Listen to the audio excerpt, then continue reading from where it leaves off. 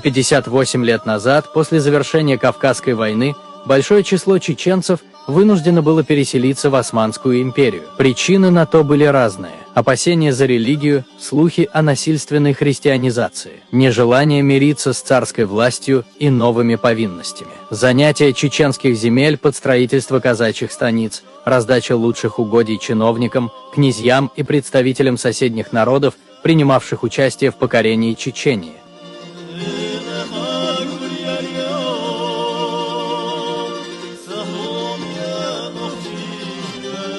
Желание царской власти разоружить население. Чеченцы считались наиболее активными и сильными противниками при завоевании Северного Кавказа.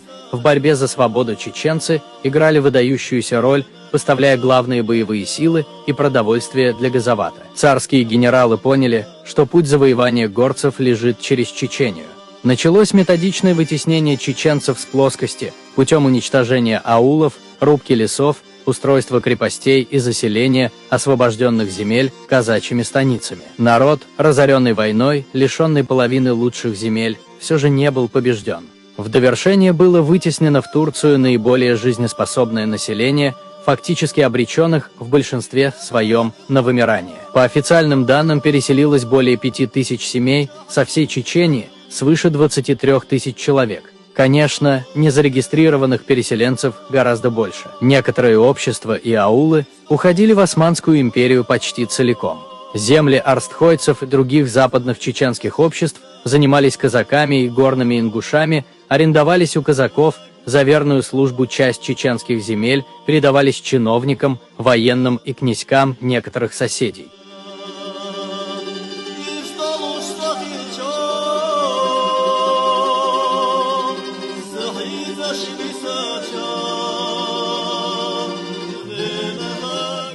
Из Урус-Мартана выселилось 328 дворов, Ачхой-Мартан – 323, Катар-Юрт – 285, Шаами-Юрт – 255, Алхан-Юрт – 169, Шали – 169, Валерик – 155, Истису – 122, Гойты – 111, Майертуб – 108, Гелдаган – 94, Бачи-Юрт – 77, Бердыкель – 73, Кулары – 70, Элисхан-Юрт – 69, Старый Юрт – 61, Энгель-Юрт – 60, Сацан-Юрт – 52, Белготой – 43, Герзель – 28, Дуба-Юрт – 22 дворов. Также были покинуты большое число арстхоевских поселений, многие из которых ими сжигались, чтобы не оставить новым поселенцам.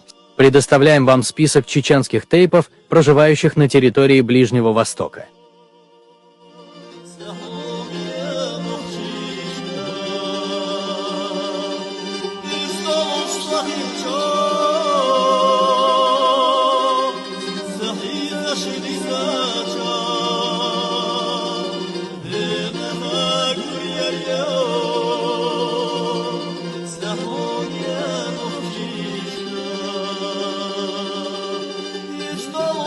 Переселение проходило очень тяжело: голод, холод, болезни.